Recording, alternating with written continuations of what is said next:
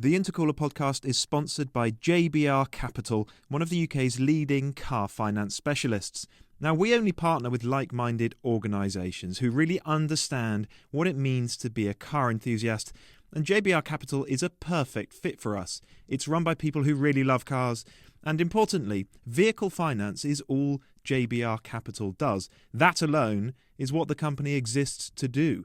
So whether you're looking to fund a classic, sports car, supercar or hypercar, see what JBR Capital can do for you.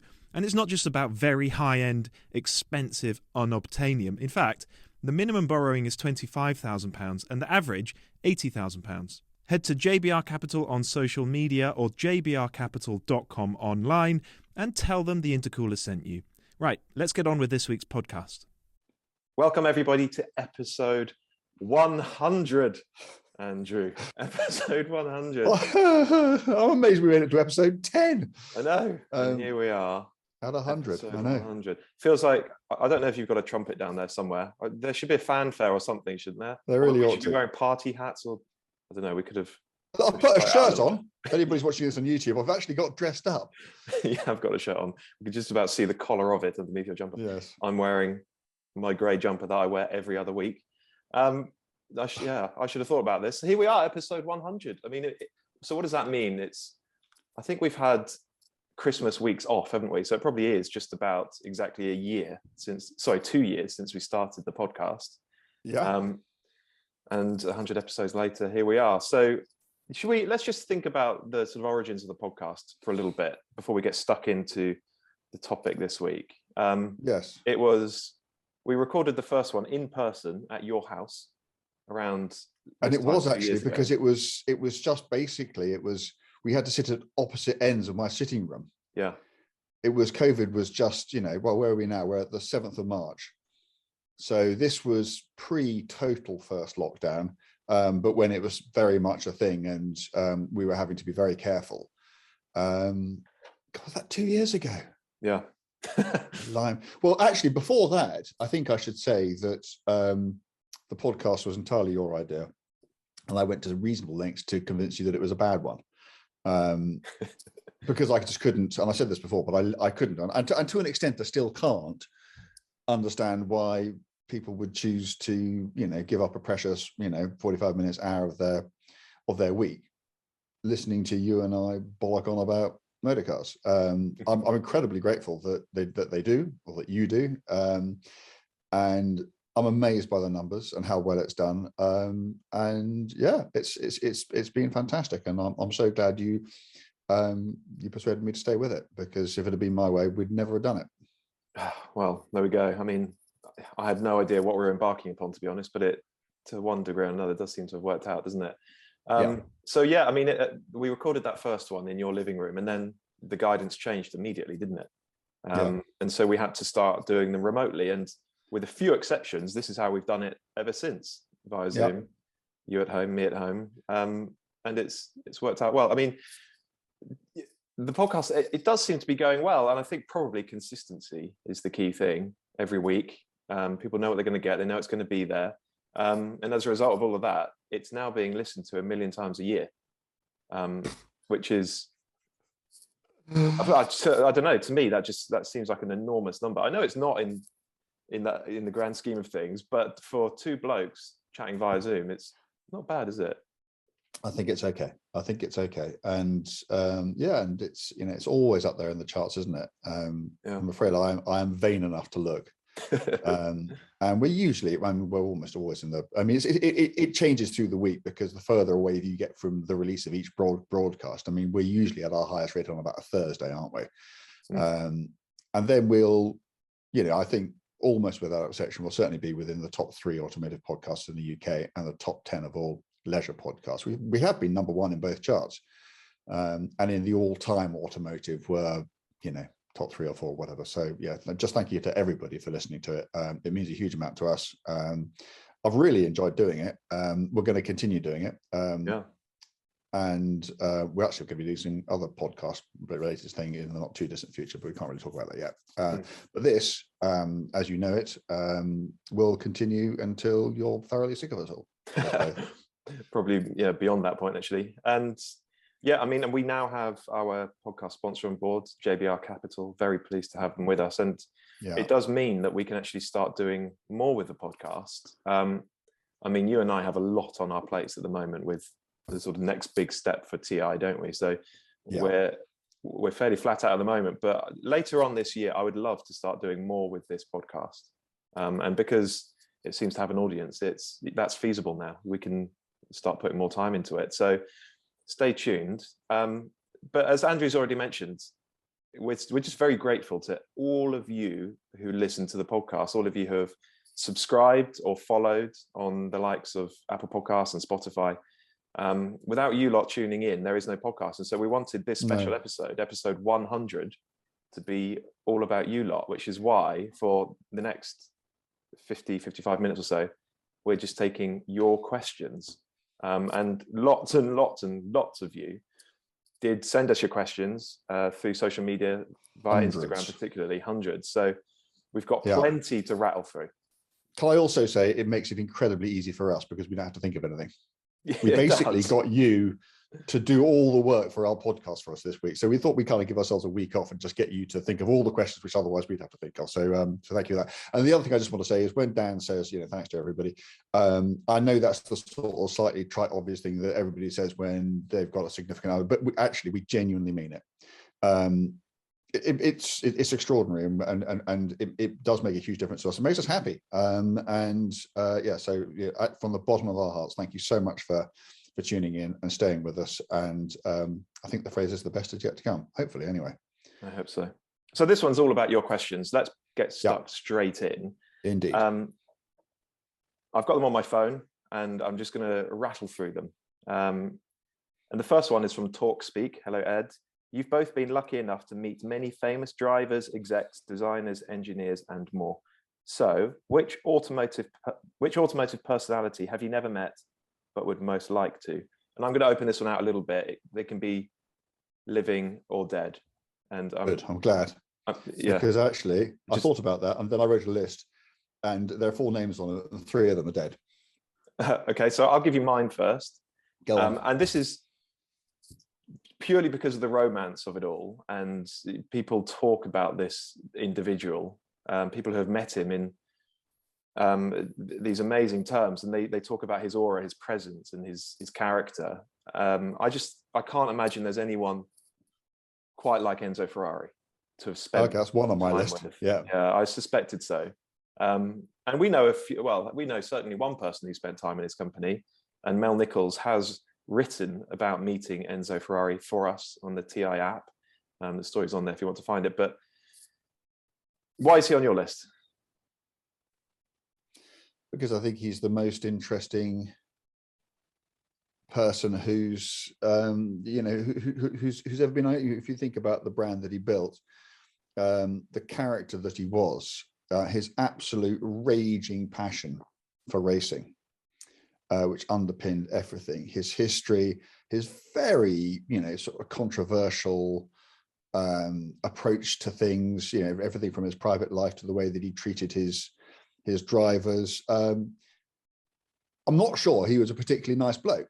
There'll be plenty who tell you that he wasn't. But I mean, to me, that doesn't actually matter. He's just fascinating. If I'd met him, I guess you'd have sat there and you'd think of some fairly, obvious vanilla questions to ask him, because you'd be frightened of asking him the questions you really wanted to ask him.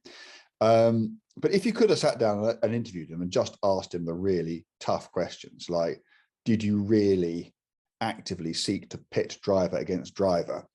And would it be fair to say that some drivers lost their lives as a result of that pressure, at least in part? It would be amazing. So yeah, absolutely, he's right up there. Who else have you got? Chapman, another bloke I'll never meet. Yeah. Just the brain, the mind, the way he thought, and when he was thinking it. He was thinking things in the 50s and 60s, which, just blow my mind today. I mean, extraordinary. Another one is another. But actually, I had a request in to interview this bloke when he sadly died, Piëch. Now we know that Peter Robinson has written a wonderful piece on the app about Ferdinand Piëch, but the greatest automotive industrialist, certainly since Henry Ford, possibly of all time, and also the bloke who designed the Porsche 917. I mean, go figure. And the other bloke who is still with us, but sadly I'm sure I will never meet now, is Michael Schumacher. I would love to have met Schumacher, because there is this conundrum about him. He is this figure who had this reputation as a driver of being merciless, of being Machiavellian, of frankly thinking one set of rules applied to him and another set of rules applied to him. And yet I've met loads of people who actually knew him, not as a teammate or as a rival, but knew him. And I haven't met one who didn't like him. And I just find that I would just love to have sat down with him and just found out a bit about Michael the man, because I think I know all I want to know or need to know about Michael the driver. So there you go. That's my list. Brilliant. Okay, we've got another question. Mikey MGGEE. A journey you'd like to take but have not yet had the chance. Many answers to that. Okay, you think? I'll give you mine. Go on. Actually, I've got a couple. One, I would, and I don't know how this is ever possible because life gets in the way, but I would love to spend a summer knocking around the south of France and Italy, perhaps into Spain, just the Mediterranean Europe, with my other half, old 911, dog in the back seat, and just I think he'd get sick of it, wouldn't he? But I would love to just spend a summer doing that, lazy, not traveling huge distances, just going to all the places we wanted to go. And the other one, I should have thought about this a bit more, because this one also includes an old 911. But in terms of driving experiences that I want to have that I haven't yet had, is I'm desperate to do the Tuthill Ice Drive Sweden thing, where you go up to the frozen lake and perhaps the snowy rally stage and just spend a couple of days skidding around in 911 rally cars. I think that would be pretty special. The journey I want to do, and this doesn't actually involve driving fast at all. I want to do a big American road trip, because I never have. I've driven thousands and thousands of miles in America, but I've never done sort of 10 days on the road in the US, and I'd love to. And actually, I wouldn't do, I mean, the temptation is just do coast to coast, and I would quite like to do that. But speaking to people who've done it, they say either end's quite interesting, and the bit in the middle is really boring. Although I actually find even the really boring bits, because I just quite like the idea of going to these sort of one-horse towns and staying at roadside motels and just having a beer with the locals, and just because I just love doing all that stuff. I know you're the same when we go on launches and there's the option of some dinner in the massive Marriott or whatever you're staying in, or just going to a local restaurant or a local pub. We all just want to go to the local, and it's the same. And I think the journey I would like to do, because you can just string together so many interesting places along the way. I think I start in New Orleans and end up in San Francisco. Yeah. And then you can get, and there's just so much in the middle. There's, Vegas, if you want to go there, and the Death Valley, and there's the canyon, and all sorts. You can go up through Lake Tahoe and Yosemite. And so, one day when I get some time, it probably isn't going to be anytime soon. I would just like me and the missus. And what would I do it in? That's the other thing. Well, I'd like to just get in something with a big lazy V8 in it, maybe something old, which you could. I wouldn't want to go fast. I just want to bimble about and just have a good time. So, what would it be? Oldsmobile Cutlass convertible, 1971 Oldsmobile Cutlass convertible, which is a terrible car, but would just be perfect for doing that sort of thing. Yeah, you realize, don't you, when you do long distances across America, why their cars are the way they are. And do you know what? I wouldn't mind the boring bit in the middle, because I think a good road trip, you just settle into the pace of it, and you just relax, and it doesn't matter that it's boring. That whatever that word actually means for a road trip, because particularly in America, I just enjoy observing the iconography of an American road. The big trucks with the engines out front, even the school buses and the service stations, with their ridiculous rear overhangs, and I'm exactly the same. And all the strange place names that you get, and these towns that you go through, which literally they are these towns you go through which are one street thick. You literally just drive through, and there'll be a fast food joint, and there'll be a gas station, and there'll be a motel, and there'll be some houses, and then you're out the other end, and you'll just get endless numbers. I find the whole thing fascinating. I just love it. Completely agree. A young man calling himself M. Franchitti says, what are your weird car crushes, Ella Marino? As in ones that are truly flawed or have questionable styling, etc. Weird car crushes. Oh, go on. You go. I didn't know this when I come in. I'm going to have to think about this. So you go, and I'll think. I inexplicably have a thing for the Skoda Yeti. It looks odd. It's not an exciting car to be in. But I love its utility. I love that it's quirky, that it has character. What I really like about it is that it's built from the same stock of components as any other VW Group car of that era and that sort of size. But unlike all the rest, it's unusual and it's a bit different. And I love that Yeti as well. Yeah, and I'd really like a four-wheel drive one, perhaps with that punchy TDI engine. I'd be very happy with that as a sort of family knockabout. Okay, I'm gonna, if I think of one during the rest of this course of this podcast, I'm gonna leap back in with it. Okay, I'm sure you will. I'm sure I will too. Sam Cooper 93. I'm about to buy a 2003 MX-5 1.8. You haven't talked about the MX-5 much on the TI podcast, so I'd love to hear your best experiences involving one. I can give him my worst. I don't think that's what he's asking, but we'll take both. Okay, so my worst experience involving an MX-5 was the launch of the Series 3, the Mark III, whenever that was. Don't know. Anyway, they decided to launch it. This is going to be a quick story. They decided to launch it. Get this, okay? They decided to launch it in Hawaii because it was exactly halfway between their two largest markets. Yeah? Yeah. Okay. So we went to Hawaii I think we're on the Big Island. Anyway, it should have been called the traffic island because it was so busy. And there was one road which we could use for any kind of driving impressions. And we had an hour and a half on it, but I had to share the car with somebody else. So I had 45 minutes driving this car on this road, which was really busy. And the police were everywhere. And then I went home. And so at the end of it, I totted it up and I spent 44 hours traveling to drive a car for 45 minutes. Yeah. So basically it was a minute behind the wheel per hour of traveling. So that was my worst MX-5 experience. Best MX-5 was, I've had so many.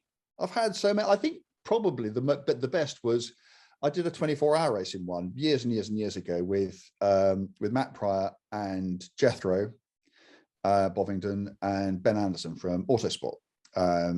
And we had Jota running the car, Jota who now go and, win their class at Le Mans and that sort of thing. And we just because we just plodded around, and I can't remember, I think we won our class. We did really well. And it was just because I was with my mates, because we were with a really, really good team. And because, little MX-5, where they handle so well, you could just kind of, the 911s have gone flying past down the straight, but you could outbrake them and then, or follow them through corners. And it was just a really, really happy weekend. So there you go. That's my best MX-5 story. Well, do you know what? You've just reminded me of this, because the first race I ever did was in an MX-5, again, a Jota one. A fairly sort of back to basics kind of racing car. I suspect it wasn't the sort that you were in, but it was, my first race, which is a very special occasion anyway, isn't it? And also absolutely, whatever you're in, the most fraught weekend of your life until the flag actually drops and you get going. But yeah, and I remember this was at Anglesey, the first ever Mission Motorsport race of remembrance. And I just remember qualifying at Anglesey in the howling winds and pouring rain. So when you're behind another car on track, you're tucked up right behind it, or a couple of cars, and the spray is so thick and heavy with your wipers going back and forth, you can't see a thing. You can see their lights. Yeah. And ordinarily that would scare the life out of me, and I'd just back straight out of it and try and find some clear track. But somehow, because it was visor down and because you're in that qualifying mode, just got on with it, and eventually found my way past these cars.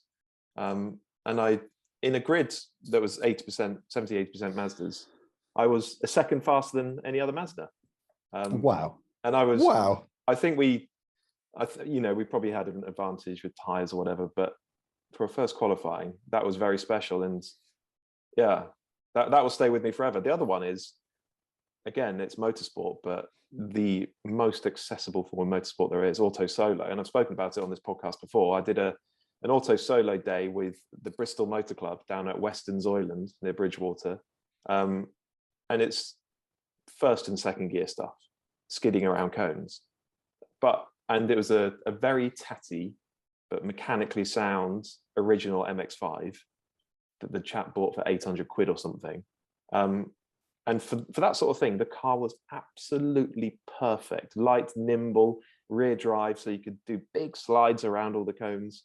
It was absolutely fantastic. I've never enjoyed an MX-5 more than that.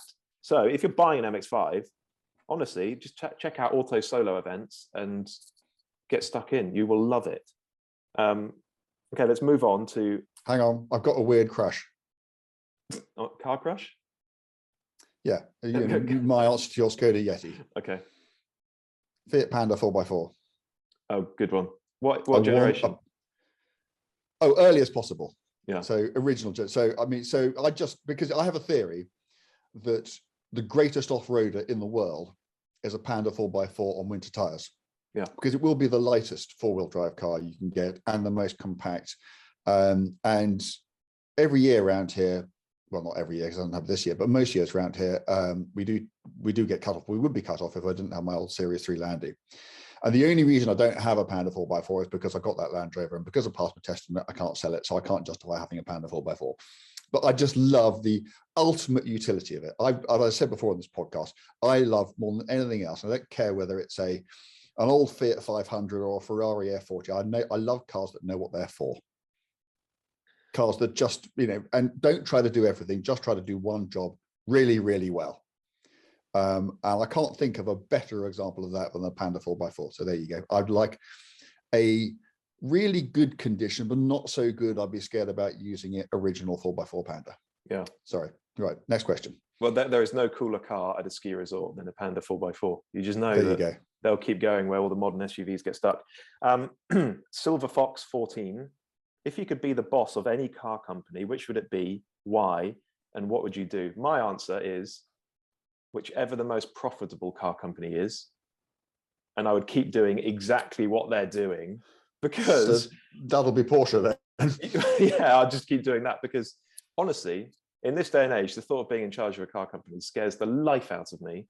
And it seems almost thankless. You think about the very, very bright, hardworking, experienced people who have had such difficulty at the helm of Aston Martin or Jaguar. It just seems like it's such a profoundly difficult thing to do. Yeah. And frankly, I'd rather not try it. I would go for a car company that exists at one or other pole of the automotive industry. So I'm talking Caterham or Rolls-Royce. Because, we have to accept that the world is changing and we have an all-electric future. Whether that's the right thing to do, whether we like the idea or not, really neither here nor there. That is what is happening. And when I think of the cars which are best suited to that, I think of either enormous limousines where silence and torque are what matters. There's no better source of power for a Rolls-Royce Phantom than a battery. It's the ultimate in refined progress. And at the other end of it, I think, well, what is going to be least affected by the limitations of range and recharging? Well, it'll be a car you don't drive very far. And how do you keep cars light? Well, again, by not having very big batteries, which means cars you don't drive very far.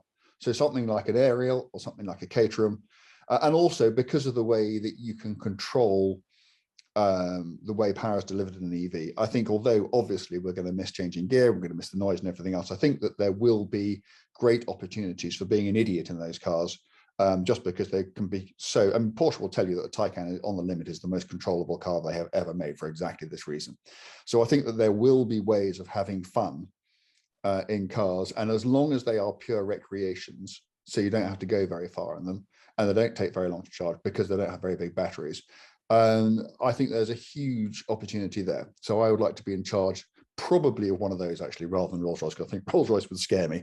But yeah, something like Caterham, it would be really, really interesting to see what the future holds for those sorts of things. And I think that there is a future in a way that for cars that, you know, have to be all-purpose general use cars that, you know, for enthusiasts, I think that's more difficult. Well, good luck in your new role. You are going to have to relocate from the Forest of Dean to somewhere near Gatwick, or at least get a small apartment there. Yeah, it's a long commute, isn't it? It's certainly in a Caterham, it would be. Yes. Okay, Spencer BB Clark. For non-car journalists and those who aren't in the position to be buying, tips on how to drive sports and performance cars. Are red letter days or a friend who owns a collection the only option? How do I scratch the itch that gets worse the more I listen to TI? Difficult, isn't it? It's really difficult. I mean, when I was a youngster, I used to, because for reasons actually, funny enough, I'll be explaining on the TI app over the next couple of days or so, I think. I had an MG Metro. And that was just enough for people to take you seriously if you turned up at your Peugeot garage and said, I'd like to test drive a 205 GTI. So that's what I do. I just go to the Metro and I drove an Astra GTE and a Golf GTI and a 205 GTI, and all of them literally by turning up in a Metro. I don't know whether they take you seriously these days. I'm not sure whether, you know, if you bowled up in, I don't know, you probably would, you know, an old Civic Type R to a Porsche dealer and said, I'd like to drive a Cayman. I don't know, but it's not a question which to me presents an immediately easy answer. Is, oh, you just go and do this. You know, obviously there are any sorts of ways you can go and do it by spending lots of money on it. You know, as the bloke answered the question, as it says, you know, you go and do red letter days, track days, whatever. But no, it's not easy. It's not straightforward at all. And I suppose one of the key points is that you don't have to spend an awful lot of money to get a car on your driveway that's worth having, you know, setting the alarm at 4 a.m. on a Sunday morning. You know, we've mentioned cheap MX-5s already. There are other cars like it, MR2s and so on. So, you know, if you've got a couple of grand to spend on a car, there will be stuff that's worthwhile out there. You could go and probably buy an oldish 350Z Nissan. Yeah, that'd be brilliant. Yeah, brilliant fun. Great fun. You know, V6 engine, manual, rear drive, 2 seats, great noise, great performance. You know, go enjoy. And in terms of red letter days, I think, you know, if you want to experience what a Ferrari 360 or a Tati V12 Murcielagos like to drive, great, but you will be limited in what you're able to do. You're not going to be howling around on the red line, tires squealing all over the place, because that's not how those companies really make their money. But there are some that are really worthwhile, and the one that always sticks out for me is the Caterham Drift experience. And I think it's a couple of £100. You'll be in a big car park or the paddock at a racetrack somewhere. Might not get out of first gear, but you will drive the wheels off the thing. You will power slide it. You'll do donuts. You will, I promise you will have the time of your life. So if you have a few quid to spend on an experience of some sort, I would recommend the Caterham Drift experience.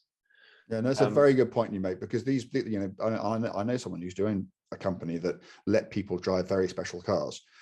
And obviously they have to do it in a very prescriptive way. And so, you know, those days are fine. If you want to say, oh, I've driven an Aston Martin DB5 or, you know, a Ferrari F355 or you know, or whatever, that's fine. You can go to those days and you can come away saying, and honestly, look anyone in the eye and say, yes, I've driven one of those. But have you really driven it? Have you really got a feel for what it can do? The answer is almost certainly not, because those cars, they're too old, they're too fragile, and they're too valuable. And, you know, I wouldn't let anyone, you know, rag them. So, No. Jury on the road, journalists versus PR representatives. For example, when the car gets a bad review and they're not happy with it. Any experiences that you can divulge? Yeah, most of the time you hear nothing. There was one time, okay, he wasn't a PR person. He was actually the head of the company. So I once did a group test between, what was there? I think we had an M3 convertible. I think we had a 911 convertible. We had something else I forget about, but the key car was there was a Maserati bi-turbo Spider in there, which was, I mean, just shockingly awful. And I did this for Autocar, and I wrote the group test, and it came 4th out of 4 by a mile. And the telephone rang in the Autocar office. Someone picked it up, and they said, "It's Richard Mackay for you." And Richard Mackay was the head of Maserati in the UK at the time. And I thought, oh, right, I'm for it now. And I went, "Hi, Richard, this will be about the story, won't you?" And he said, "Yes, thank you so much for writing it." And I couldn't believe it. He said, "No, thank you." He said, "They don't listen to me. Maybe they'll listen to you." Wow. So that was, but yeah, so I mean, that's a bit of a sort of sideshow. So most of the time they say nothing. Sometimes they get, I mean, what you mustn't be, if you're going to give something a kicking, what you mustn't be is factually inaccurate. You really have to be as diligent as you possibly can. Because, you know, A, that gives them the ammo, and B, it's just professional. If you're going to give something a kicking, well, that's fine, but you've got to, you know, you can't just get stuck in and then, you know, discover you've been wrong about something. The only time I found it really objectionable was there was one PR person, and I'm not going to say who they were.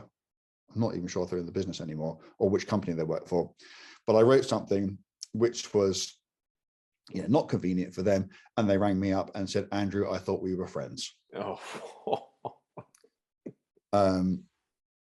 So I had to disabuse them of that notion there and then, and I just thought that was absolutely appalling. But the other thing that I think is, I really don't appreciate is, and you will have this, and every motoring journalist who's ever gone on a car launch has this, is, and sometimes it's well-intended and sometimes it absolutely isn't.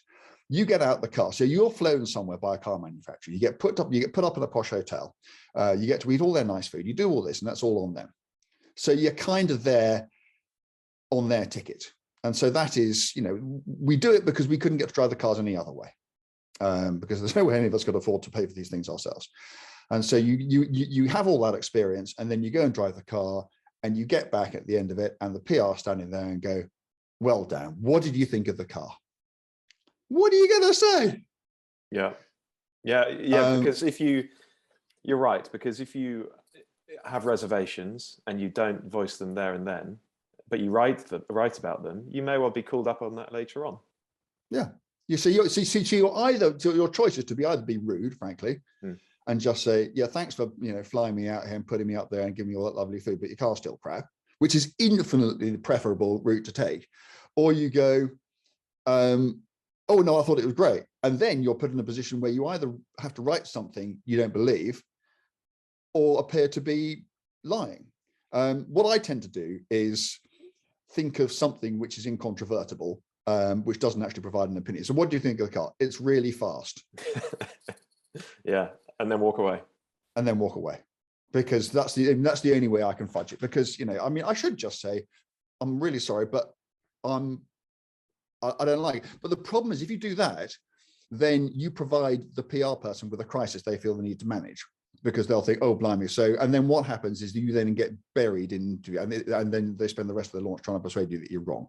And I don't like that either. So I usually, and the other thing I often say is, because we always have to share these cars, and there'll be some poor sap sat next to me, and I go, "It's a really interesting question. I think I'll let John answer that." And then I run a mile. Right, and sometimes I have said, "Look, I'm really sorry. You can read everything I think about this car when I write about it. But for now, I've literally just got out of it. I haven't marshaled my thoughts. There's a lot to think about. And if you don't mind, I'll reserve judgment until I've actually sat down and thought about it." And that's fine. But yeah. Okay. It's not much fun when that happens. Go on. No one's asked this question, but I suspect lots of people will be interested in the answer. And I've got another one after that as well. Has a PR person ever, by one way or another, exerted an influence on your verdict or your opinion of a car? Oh, I hope or how you've represented it? No. I mean, I wouldn't be that. I've had an editor do it. Yeah. And that ended my relationship with that client because the verdict that I wrote about a particular car wasn't convenient to their particular agenda, whether that was based on editorial or advertising. And I was put in a position where I had to change a negative verdict to a positive verdict or not work for them again. Well, that was easy. So that was the end of that client. No, absolutely. Because you couldn't, could you? No. I mean, who knows what effect, if any, the posh hotel and the posh meal and everybody being nice to you has. I mean, they do it for a reason. Yeah, that's kind of what I'm getting at. Does all of that have? They must think it works. Yeah. I have sufficient belief in my own faculties and my own abilities to reach a judgment to think that it doesn't. And I take heart from the fact that I hope it's true that over the 30 odd years I've been doing this, I have tended to be harder on cars than the average motoring journalist. At least I hope so, because I think that if you're not like that, then when you do say something out of a car, then it doesn't really mean anything, because if you're nice about everything, then your verdicts become meaningless. But no, sorry, I don't imagine so. I really, but also no one's ever tried. No one's ever come up to me, okay, this would be a really stupid thing to say, and go, look, it'd be really helpful if you said something nice about this car. But they know not to do it that way. So I can't say whether, as I said, all the hospitality has ever had an influence on me. Or, I mean, usually the fear, certainly among freelance journalists, is that if you say something unpleasant about a car, then you're not going to get invited on the next trip. That's definitely happened. Interesting. People have gone, entire companies have gone quiet for years because you said something which was inconvenient. But but you still said it, and you'll always say you have to. Yeah. Okay, an emphatic response there. What about this one? Do car manufacturers advertising in magazines ever have an influence on the outcome of a road test or a twin test? Or has a car manufacturer, in your experience, ever bought, for instance, the Car of the Year victory? This is stuff, by the way, that we're accused of all the time in the car media, being in the pocket of car manufacturers. So it's just interesting to ask the question and get your answer. I can only talk about magazines that I've worked for. And also I can only talk about the departments of magazines that I've worked for, because I don't know what goes on, in smoke-filled offices on the 5th floor where men wear suits and talk to. But it has never, ever, ever happened to me. And, and the only magazine that I'm really close to, which does this sort of stuff all the time, is Autocar. Now, I haven't actually been employed on Autocar for, when did I leave? 96, so whatever that is, 26 years. But I know all the guys who work there. And no one is ever going to say to any of them, oh, look, there's X amount of advertising budget on the back of this verdict, if you could say something. They just laugh. And so I can't speak for other magazines. You hear all sorts of stories about car manufacturers going to magazines, or magazines go to car manufacturers and go, if you give us X amount of quid, we'll stick this car on the cover, and I think you're going to be assured we'll give you an easy ride. And so you hear all this stuff all the time, but it is conjecture and it is rumor. And I have never, in all the years I've been doing this, come across a case where, I mean, there's advertorial, and that happens all the time. Car manufacturers pay for supplements, where people go and do stuff, and some new car comes out, and that needs to be flagged up as such. And I'm not very comfortable with doing it, but as long as it is flagged as such, then at least no one is being deceived. But no, I've never witnessed it, seen it happen with any publication that I've ever worked for. I can't say anything else than that, because I can't speak for publications I haven't worked for. Indeed. Well, those last two questions were from Dan Pross 86. So we'll move on to actual listeners. And this one is from Hairy Barnyard.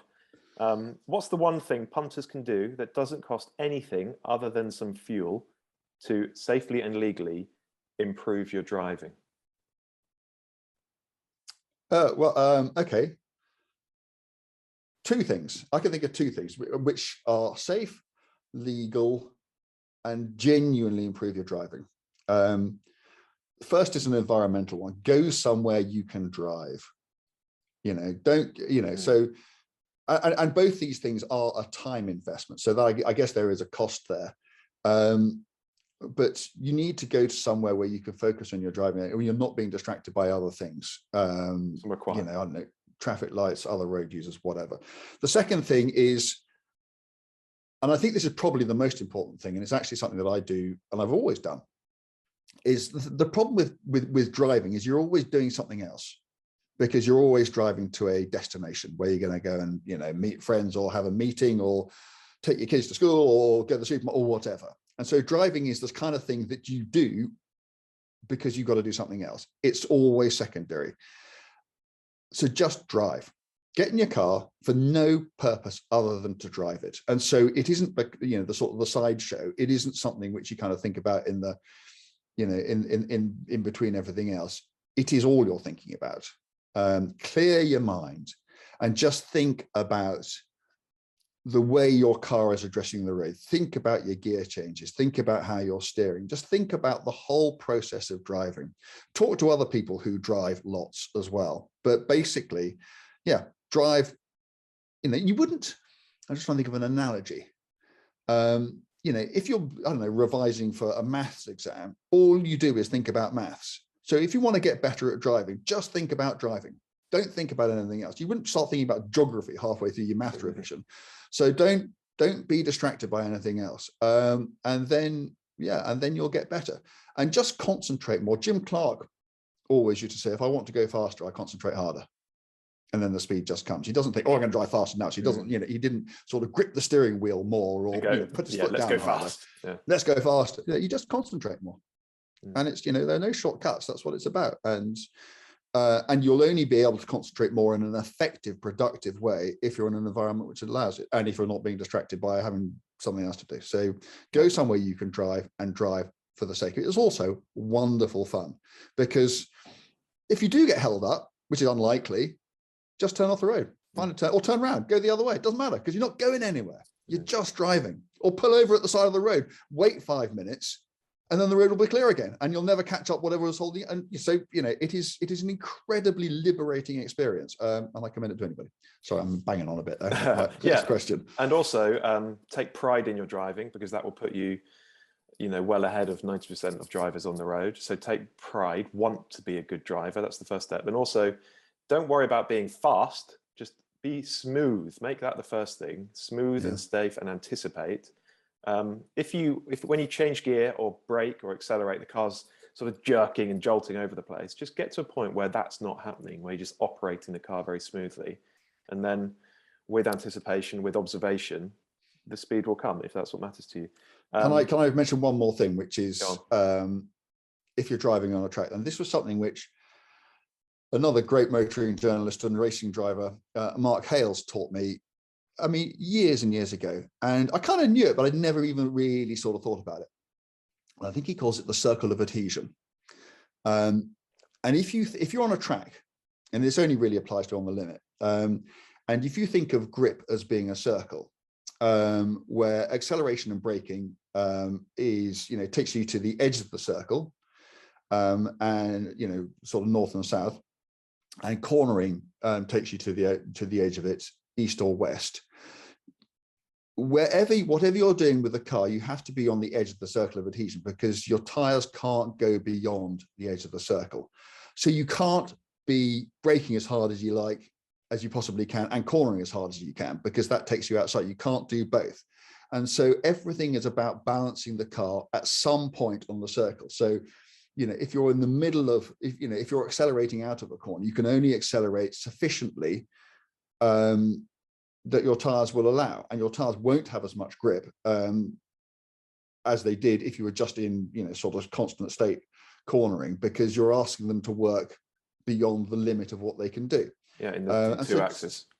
Exactly. So just think of the circle of adhesion, and balance, acceleration, or braking. So balance, I guess, the sort of the longitudinal and latitudinal, if that's even a word. And that really helped me understand, particularly approach to and departure from a corner. And the point being, if you leave the traction circle, the tire slides, the car slides. So you're losing a load of time. Mark Donoghue writes about it in his book, The Unfair Advantage, at real length. So if you want to know more about the traction circle, read Mark Donoghue's book. Robert Rothwell, 82. What are the best non-performance and sports cars you've driven, i.e. standard hatchback that has surprised you with how rewarding it is to drive? Good question. Ford Fiesta. Ford Fiesta, isn't it? Ford Fiesta. Perfect example. Yeah, I can't remember whether I talked about this.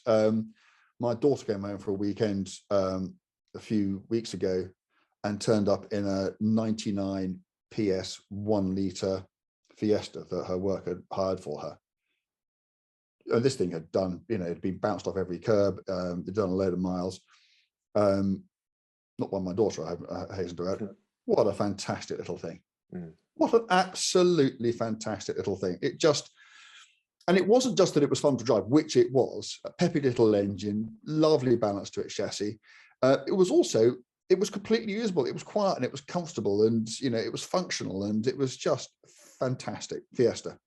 Yeah. Or either Mark 6 or Mark 7 Golf, as long as it's got the multi-link rear suspension, because the cheap ones don't. When we had to decide what family hack to get, we got the cheapest Mark 7 Golf that had a multi-link rear end, because it's just, and every time, we've had it for 3 or 4 years now, and every time I get in it, I just think to myself, this is such a good car. Yeah. It's such a great car.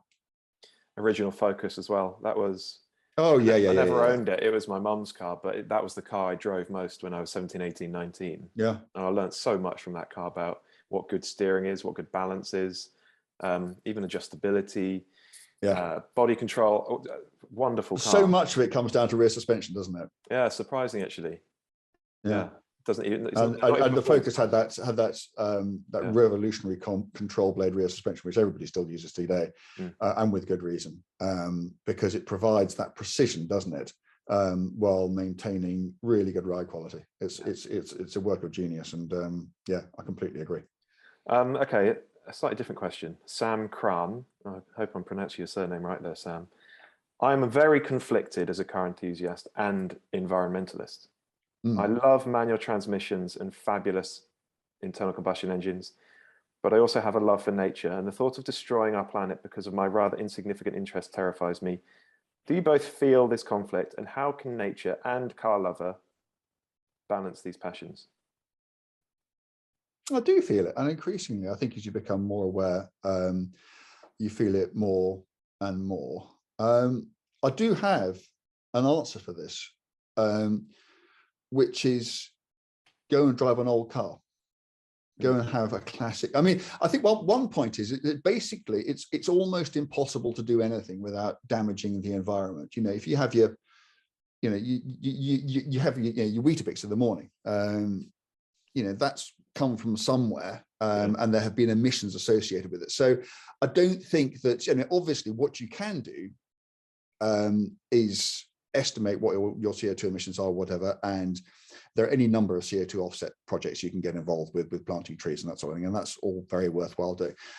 But if you own a classic car and you go and enjoy it, you are owning something which has already been built, so you're not taking any of the raw materials that are required or any of the emissions that are required to make a modern car. The second thing is that if, let us say, you choose to enjoy owning a classic car and that you set aside a budget for that, and that budget might otherwise have been spent on, I don't know, going on a budget airline or a cheap holiday somewhere, think of all the emissions that you don't incur because you have changed your use from something which is environmentally particularly unfriendly to something which is, not ideal, but an awful lot better. And if you accept that nothing is ideal, there was the Center for Economics and Business something.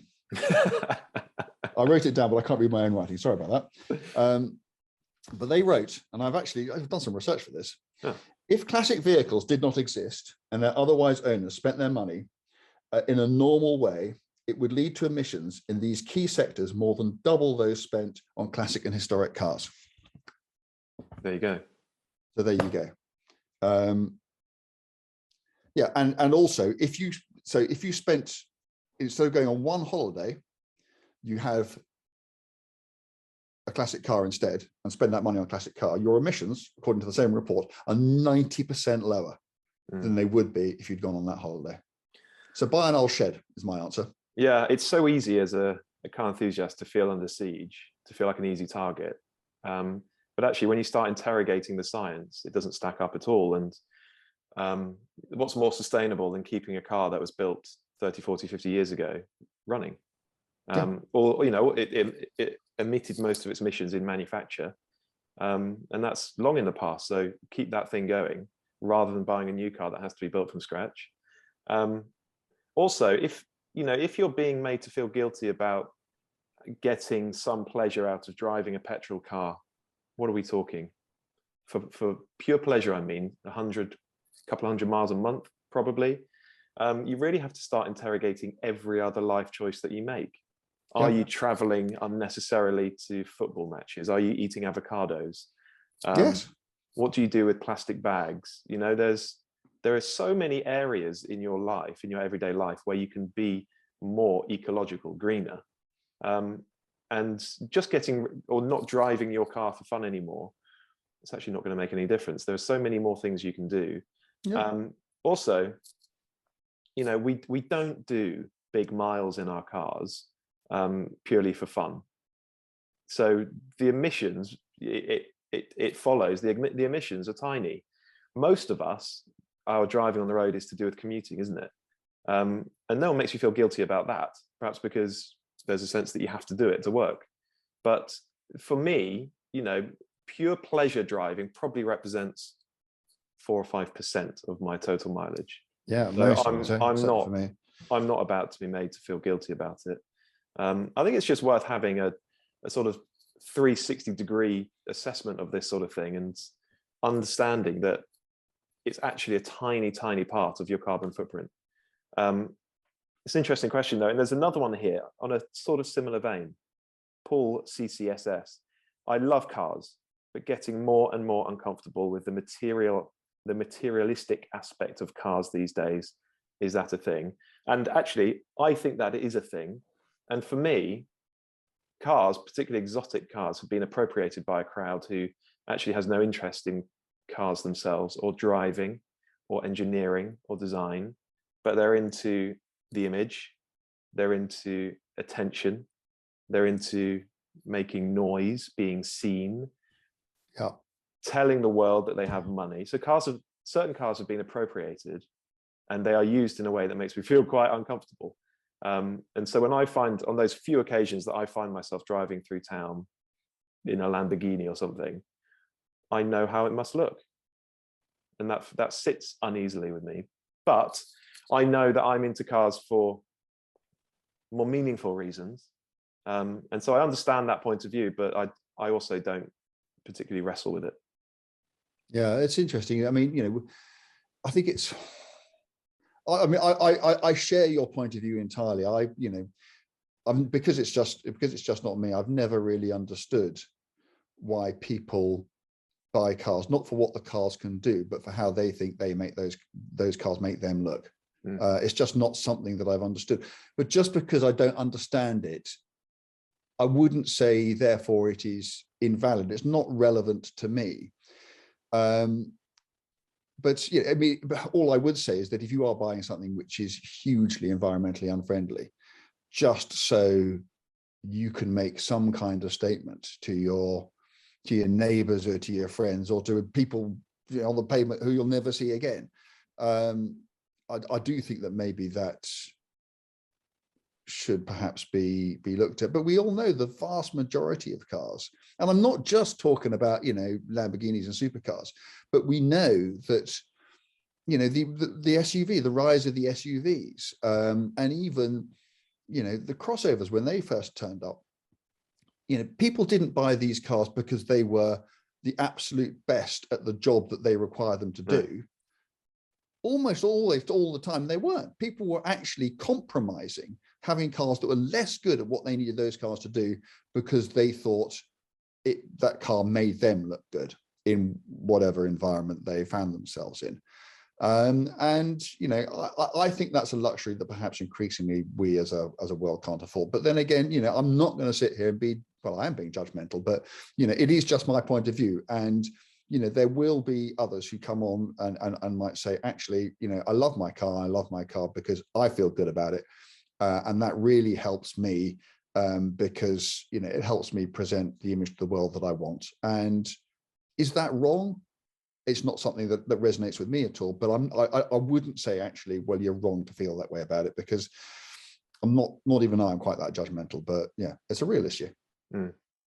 Okay, let's get back to some core TI territory. James Yay. Bald, 1,000 miles to do. You have either a Ferrari Daytona or a Lamborghini Miura to do it in. Which one and why? It's easy for me. It's easy for me. Daytona. Yeah, because that's more of a long distance car.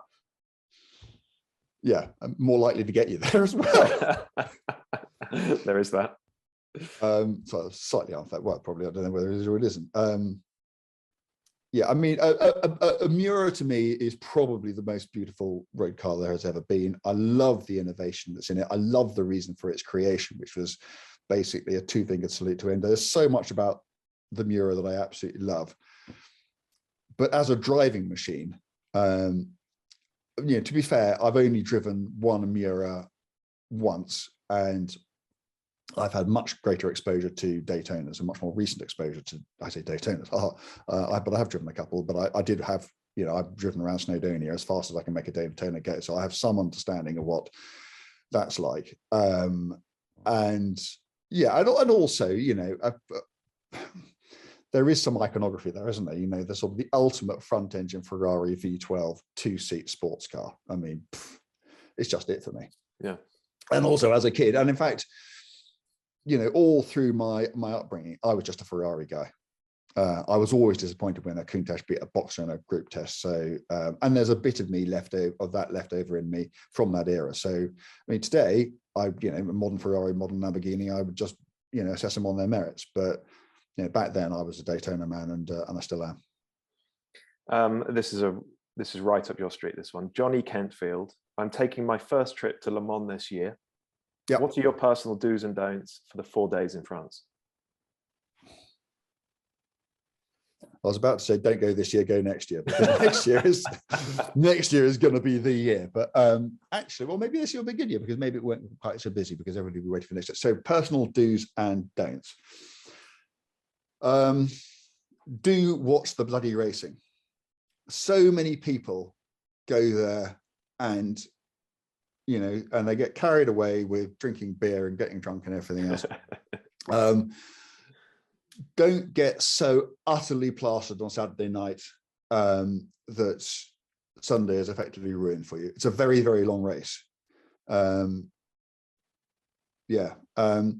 Do get out to other parts of the circuit. Don't just stay in the village. You know, there are shuttle buses which run around the circuit all the time. So get out to Mulsanne, get out to, you know, I always tend to be at my little ritual is I tend to be at Terre Rouge as the sun goes down, and I'm always at the Porsche Curs when the sun comes up. That's quite full on, because the sun comes up at about 4:30 in the morning.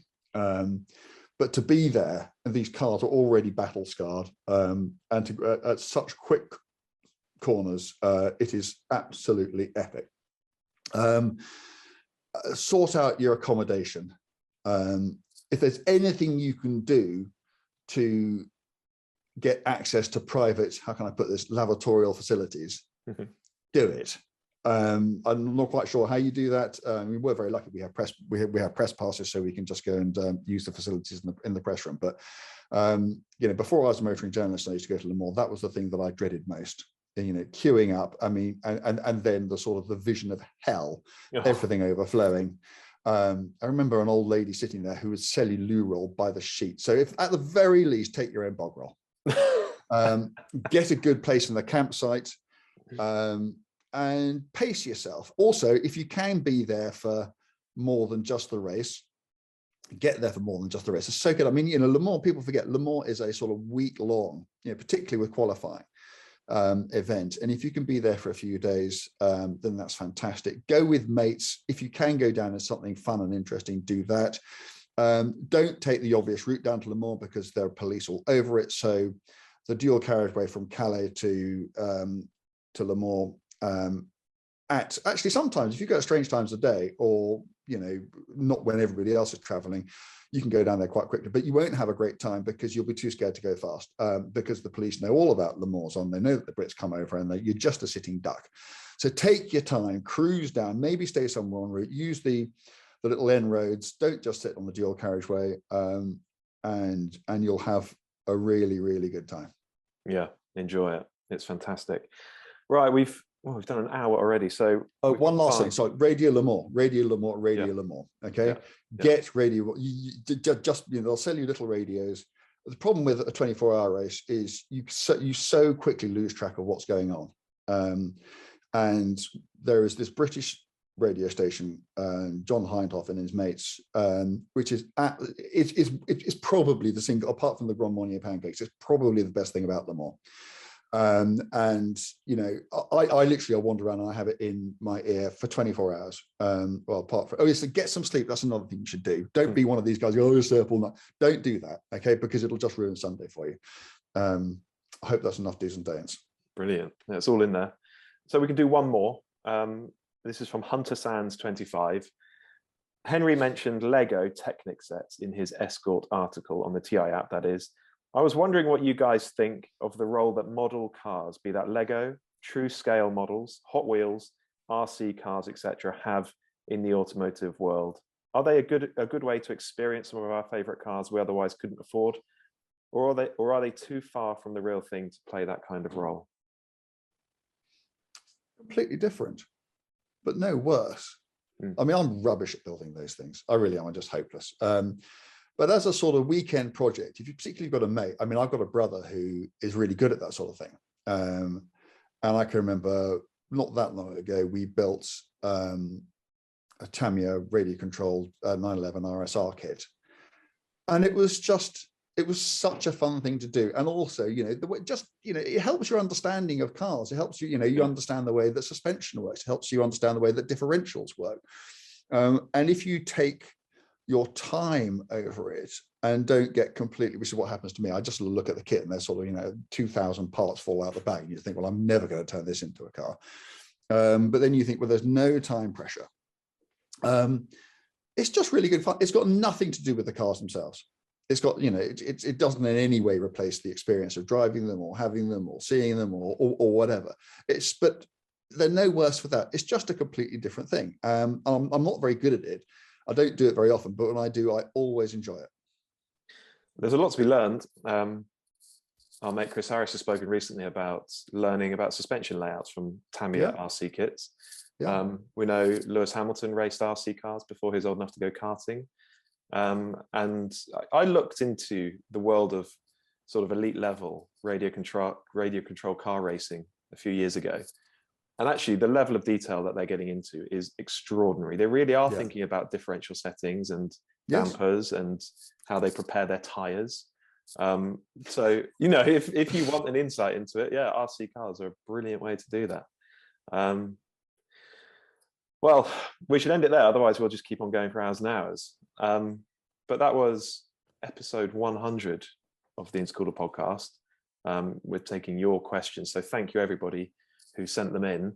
That was a bit different, that one. Hopefully it was enjoyable to listen to. But as we've said at the top, a huge thank you to everyone who's taken the time to listen to the podcast, particularly those who have subscribed or followed. Please do that, and please leave a rating, a 5-star rating. Thank you very much, because that really helps us grow. And the more it grows, the more we can do with this podcast.